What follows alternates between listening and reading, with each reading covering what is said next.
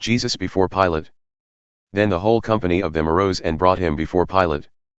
And they began to accuse him, saying, We found this man misleading our nation and forbidding us to give tribute to Caesar, and saying that he himself is Christ, a king. And Pilate asked him, Are you the king of the Jews? And he answered him, You have said so. Then Pilate said to the chief priests and the crowds, I find no guilt in this man. But they were urgent, saying, He stirs up the people, teaching throughout all Judea, from Galilee even to this place. Jesus before Herod. When Pilate heard this, he asked whether the man was a Galilean. And when he learned that he belonged to Herod's jurisdiction, he sent him over to Herod, who was himself in Jerusalem at that time. When Herod saw Jesus, he was very glad, for he had long desired to see him, because he had heard about him, and he was hoping to see some sign done by him. So he questioned him at some length, but he made no answer. The chief priests and the scribes stood by, vehemently accusing him. And Herod with his soldiers treated him with contempt and mocked him. Then, arraying him in splendid clothing, he sent him back to Pilate. And Herod and Pilate became friends with each other that very day, for before this they had been at enmity with each other. Pilate then called together the chief priests and the rulers and the people. And said to them, You brought me this man as one who was misleading the people. And after examining him before you, behold, I did not find this man guilty of any of your charges against him. Neither did Herod, for he sent him back to us. Look, nothing deserving death has been done by him. I will therefore punish and release him. Pilate delivers Jesus to be crucified. But they all cried out together, Away with this man, and release to us Barabbas, a man who had been thrown into prison for an insurrection started in the city and for murder. Pilate addressed them once more, desiring to release Jesus, but they kept shouting, Crucify, crucify him. A third time he said to them, Why? What evil has he done? I have found in him no guilt deserving death. I will therefore punish and release him. But they were urgent, demanding with loud cries that he should be crucified. And their voices prevailed. So Pilate decided that their demand should be granted. He released the man who had been thrown into prison for insurrection and murder, for whom they asked, but he delivered Jesus over to their will. The crucifixion. And as they led him away, they seized one Simon of Cyrene, who was coming in from the country, and laid on him the cross, to carry it behind Jesus.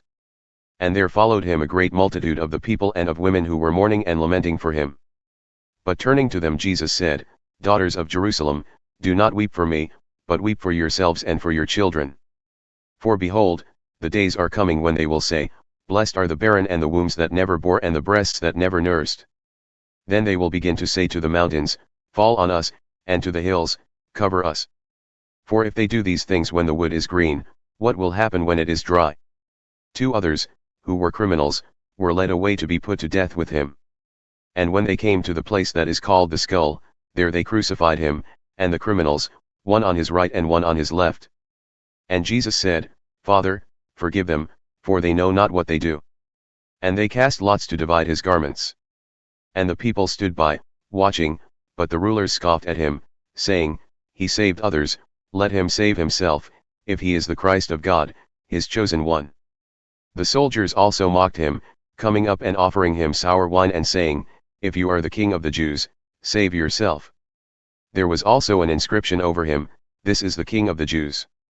One of the criminals who were hanged railed at him, saying, Are you not the Christ? Save yourself and us. But the other rebuked him, saying, Do you not fear God, since you are under the same sentence of condemnation? And we indeed justly, for we are receiving the due reward of our deeds, but this man has done nothing wrong.